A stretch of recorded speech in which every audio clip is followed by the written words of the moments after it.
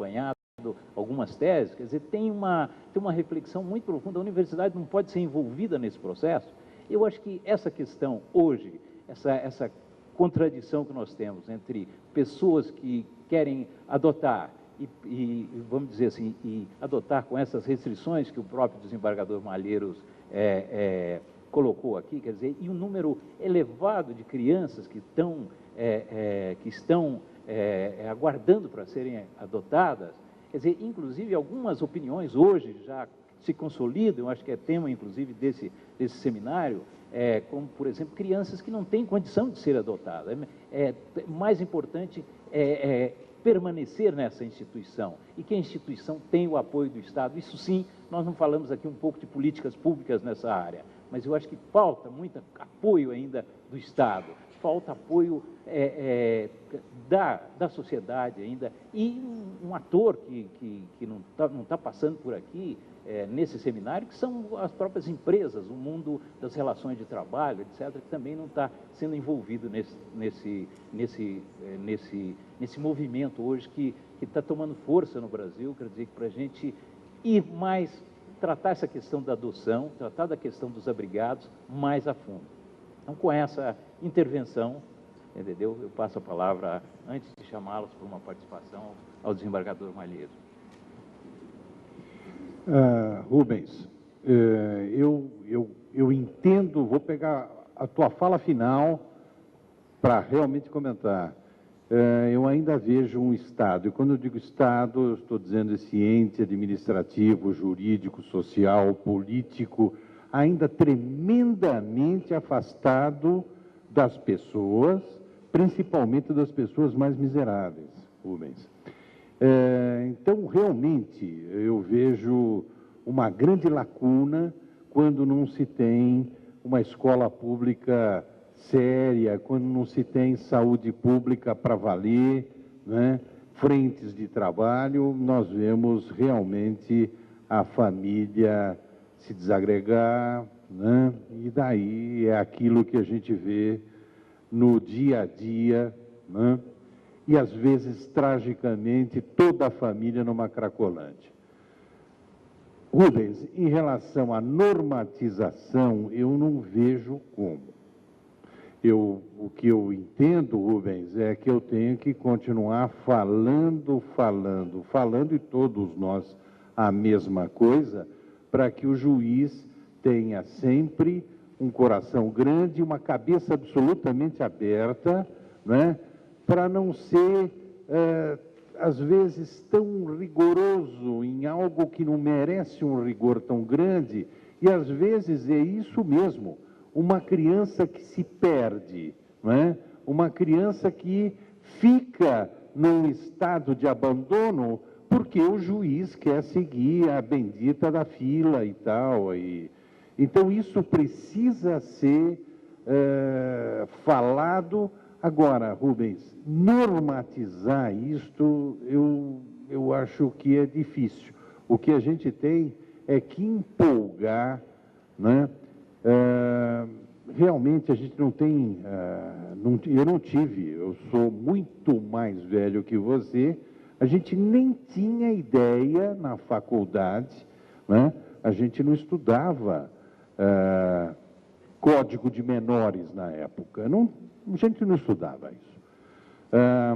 Há pouco tempo é que as faculdades começaram a ter a matéria que hoje eu leciono, de uma das matérias, que é a tutela da infância e juventude, onde a gente vai aprendendo. Agora, o absurdo, por exemplo, na escola da magistratura, para os novos juízes, né, que estão chegando, eles me dão, na estrutura do nosso poder judiciário, né, e a estrutura da escola, eles me dão duas matérias, direitos humanos e tutela da infância e juventude.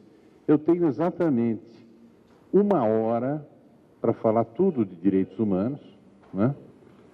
Desde o direito natural, aquilo que vai chegando até a explosão de Hiroshima e Nagasaki, e mesma coisa, 1 hora para falar sobre todas essas questões polêmicas para os jovens juízes. Quer dizer, rapaz chega, né, e ou a moça e não tem a menor ideia do que seja trabalhar com infância e juventude. E o pior, eu já peguei corregedor e briguei com ele, castigando um juiz que não deu certo em vara cível, que é a vara valorizada do Poder Judiciário, porque trata de grana, trata de empresa, trata de contrato, não é? Contratos, esse é o grande juiz. E como você não deu certo, não é? Eu vou te castigar, eu vou te mandar para uma vara da infância e juventude para você tratar de criança com o nariz escorrendo, né? E criança remelenta. Quer dizer, que judiciário é esse? É o judiciário que eu não quero, né? Agora, nós temos, em primeiro lugar, para a vara da infância e juventude tem que ir um vocacionado, aquele cara que se mata, que briga para ser juiz da infância e da juventude, né? E para esta pessoa, Rubens, nós vamos começar a falar para que abra, né, mais ainda a sua cabeça. Agora, normatizar, Rubens, eu acho, né, nós sofremos de uma legislorreia aguda nesse país. Eu acho que cada vez que a gente quer consertar as coisas, a gente pensa em lei.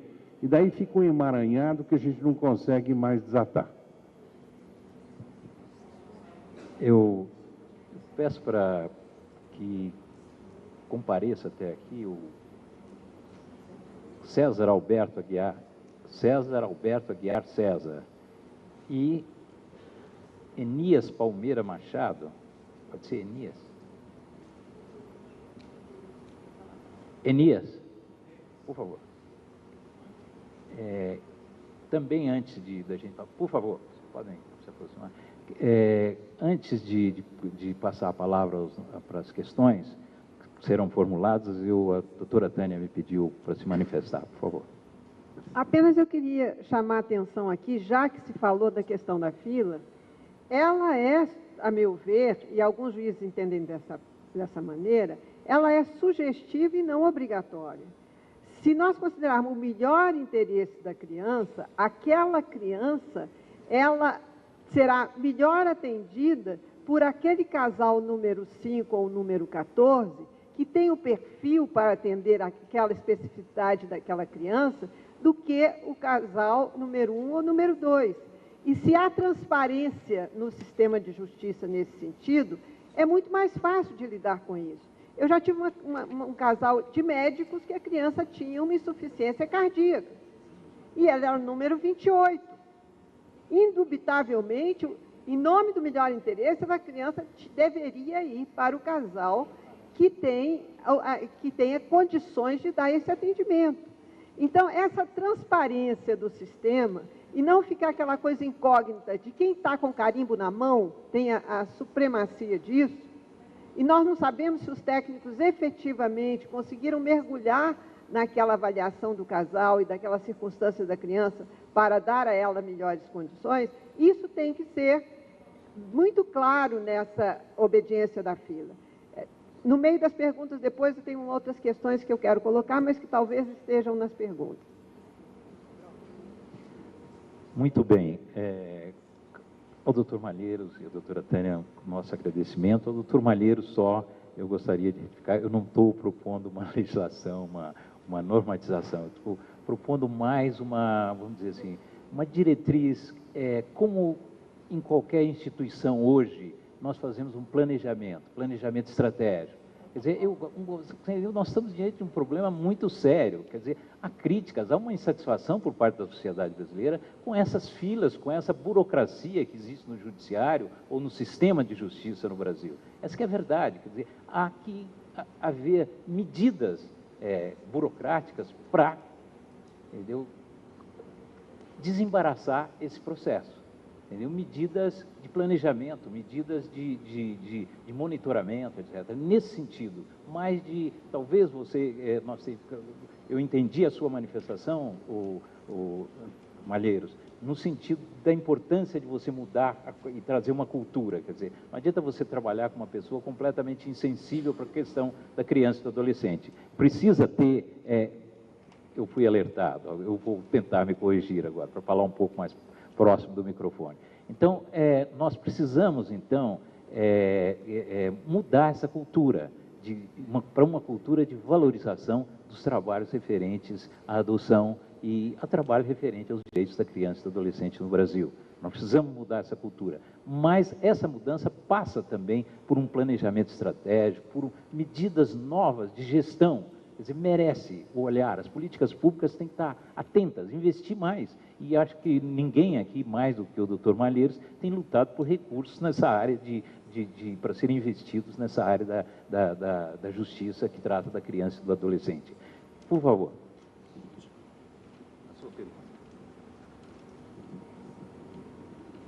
Bom dia a todos. Meu nome é César, faço parte do Grupo de Apoio à Adoção de Jaraguá do Sul. Dr. Malheiros, como o senhor entende a participação dos grupos de apoio à adoção e quais os trabalhos que podem ser feitos pelos grupos? Uma vez estamos no encontro de grupos de apoio à adoção e até agora não foi falado dessa participação dos grupos de apoio à adoção. E a próxima pergunta seria para a doutora Tânia, se é possível, a senhora entende como possível a participação ou a avaliação e capacitação técnica dos técnicos jurídicos dos processos de adoção. Quase que a senhora até respondeu agora na sua última palavra, mas a ideia é algumas questões particulares que a gente não consegue avaliar dos técnicos. Bom dia a todos, meu nome é Enéas, eu trabalho nas aldeias infantis SOS, sou gestor de uma unidade de acolhimento em Porto Alegre. A minha pergunta, na verdade, talvez não seja tanto jurídica, né? Mas talvez política. Temos por consenso que na relação familiar é indispensável o amor, o cuidado e o afeto, independente de qualquer modelo, né? Como fugir da tendência à priorização de um modelo a detrimento de outro? Porque, às vezes, existe, parece que uma competição de qual é o melhor modelo, né? E a gente deveria valorizar tudo. Então, que cuidados temos que ter para a validação dos vários modelos, todos devidamente respeitados?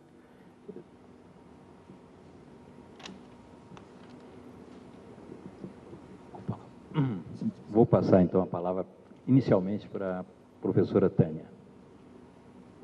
Bom, a questão da capacitação dos técnicos. Nós vivemos no Rio de Janeiro uma realidade cruel. As varas de infância são infância, juventude e idoso. E os técnicos são os mesmos. E mesmo sendo os técnicos os mesmos, nós ainda eles se especializam dentro, ou seja, se subdividem esses técnicos. Mas mesmo subdividindo esses técnicos, aqueles que trabalham com questões de abuso e maus tratos são os mesmos que trabalham com a habilitação dos candidatos à adoção ou que avaliam as condições das crianças nos abrigos. Senhores, isso faz de conta. Eu acho que a capacitação dos técnicos para esse perfil dentro das áreas de infância, até porque o Estatuto diz que ele é uma equipe interprofissional que deve dar apoio ao juiz, chega de faz de conta. Eu acho que nós precisamos, a primeira coisa, o dia que eu falei isso no encontro de juízes, e estavam presentes as autoridades máximas do tribunal, eu vi a hora que os juízes da infância do Rio de Janeiro, do Estado do Rio de Janeiro, levantaram e bateram palma diante de um tribunal que não fazia concurso. Essa é uma questão fundamental. De modo que, parabéns a quem levantou a questão dos técnicos. Eu acho que a transparência tem que começar por aí. No Estado do Rio, era para ontem a questão de fazer concurso e capacitar especificamente para essas áreas. Eu acho que isso vai dar uma qualidade grande, essas reavaliações cada 6 meses, a possibilidade de, em 2 anos, as crianças serem encaminhadas à família, ou então serem encaminhadas para adoção, aí nós vamos ter, por favor, por mais corajoso que seja juiz, ele não pode fazer milagre.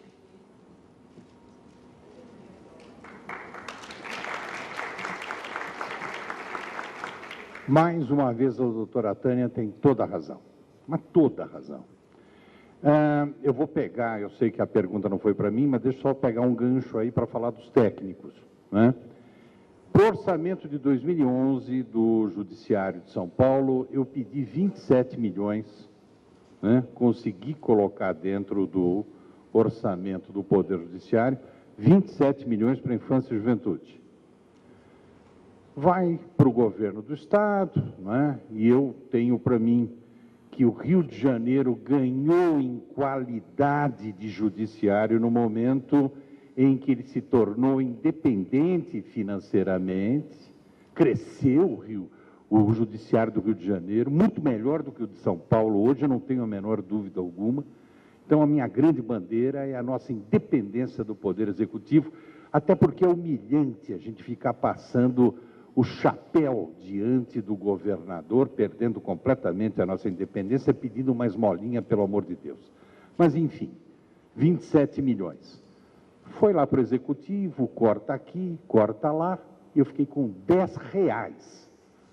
Né? Daí vocês falam, não, você se enganou, 10 milhões de reais. Não, não, não, 10 reais. E eu pensei que fosse uma brincadeira de mau gosto, pensei que estivessem me gozando.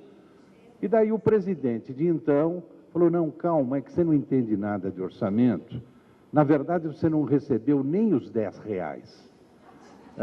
Esses 10 reais seus são virtuais, pelo seguinte, é só para não fechar a rubrica orçamentária.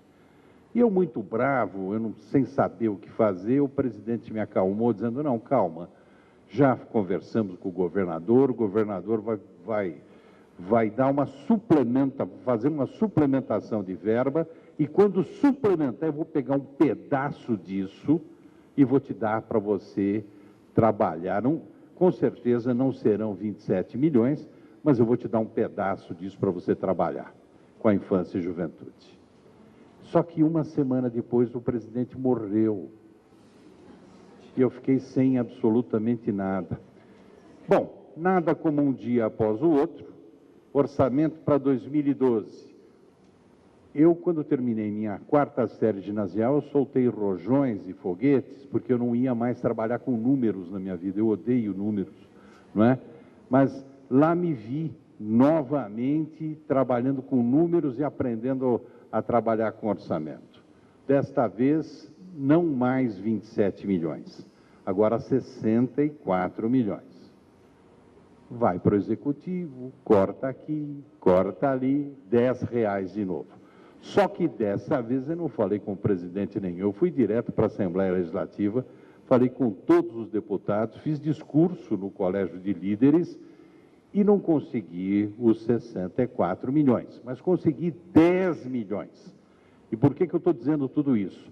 Porque grande parte desses 10 milhões eu vou destinar para concurso dos nossos técnicos de assistente social e de psicólogo, porque sem eles nós não vamos conseguir fazer mais nada. Eu não sei como é que está aqui em Brasília, não sei como é que está no Rio, mas nós estamos ficando sem os nossos profissionais. Estão todos se aposentando, tem gente doente, gente depressiva, e nós estamos ficando sem ninguém. Ou seja, que justiça da infância e juventude é essa sem os nossos técnicos? Respondendo à pergunta de quem fez sobre os grupos de apoio, eu vejo uma importância total, né? E vejo com muita alegria que os juízes cada vez mais estão aceitando esses grupos de apoio, que eles tinham de início restrições, mas hoje estão abrindo as portas, inclusive para que esses grupos de apoio participem voluntariamente de funções dentro do Poder Judiciário, como, por exemplo, na organização das palestras para as pessoas que estão aguardando a chegada de sua criança.